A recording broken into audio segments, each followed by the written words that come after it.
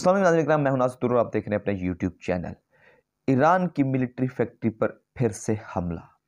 Iran पर पहले भी कई हमले हो चुके हैं ताकि ईरान अपना जौहरी प्रोग्राम रद्द कर दे, उसको रोक दे, मगर ईरान अपना जौहरी प्रोग्राम जारी रखे हुए है। मगर जैसे ही ईरान के ऊपर हमले की बात होती है तो जहन में सिर्फ यूएसए ही आता है, मगर इस बार इसके बिहाइंड यूएसए नहीं बल्कि इजराइल है।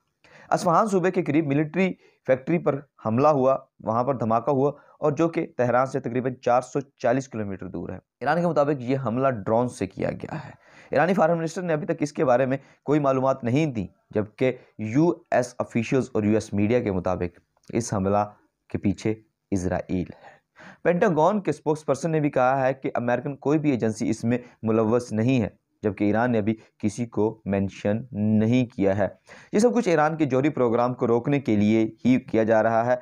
दूसरा एक पहलू कि ईरान ने रूस को ड्रोन दिए थे, जो कि यूक्रेन पर हमला करने से पहले रूस ने ईरान से खरीदे थे, लेकिन अब व्लादिमीर ज़ेलेंस्की के स्पोक्स पर्सन और सीनियर एडवाइज़र का कहना है कि ये वही ड्रोन्स जो ईरान से लिए गए थे शहरी आबादी और सिविलियंस को निशाना बनाने के लिए इस्तेमाल किए जा रहे हैं। अब इशू ये है कि यूएसए ने बहुत ज़्यादा शोर मचाया था कि जब यूक्रेन पर हमला किया गया था, मगर अब इजराइल क्यों ईरान पर हमला कर रहा है, ये क्यों उस पर अटैक कर रहा है? इसकी एक साफ सी वजह है कि व्लादिमीर ज़ेलेंस्की इज़ अ ज्यू और ज्यू को साथ देने के लिए ऐसा कुछ कर रहे हैं। वो नहीं चाहते कि ज्यू को मारा जाए। यही अलमिया है कि मुसलमान कहीं पर भी उनके ऊपर जुल्म हो रहा है तो दूसरे मुसलमान चुप हैं, वो उसके ऊपर कोई बात कोई रद्द-ए-अमल नहीं देते।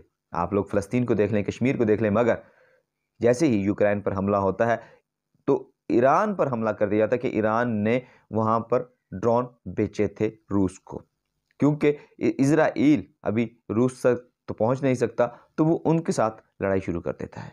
इससे पहले भी कई बार ईरान के जौहरी प्रोग्राम को रोकने के लिए बहुत से अटैक्स भी किए गए, लेकिन ईरान का जौहरी प्रोग्राम नहीं रुका। इससे पहले जुलाई 2020 में एक अटैक किया गया था। उसके बाद 2021 में न्यूक्लियर डे पर पूरे ईरान में ब्लैकआउट हो गया था और अक्टूबर 2018 में ईरान के ऑयल रिफाइनरी पर फिर से हमला हुआ था, जिसमें 2 से 3 मिसाइल्स के ज़रिए उस पर हमला किया गया था ताकि ईरान के जौहरी प्रोग्राम को रोका जा सके, मगर ईरान के जौहरी प्रोग्राम को अभी तक नहीं रोका जा सका। जबकि यूएसए के साथ एक डील भी हुई थी कि अगर ये सैंक्शंस ख़त्म कर दें तो वो अपने जौहरी प्रोग्राम को लिमिटेड कर देंगे, उसको वहाँ तक नहीं लेके जाएंगे कि एटम बम बनाया जा सके।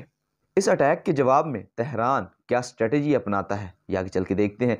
मज़ीद वीडियोज़ के लिए इस चैनल को सब्सक्राइब कीजिए। अपना और अपने प्यारे रखिएगा ख्याल। अल्लाह निगहबान।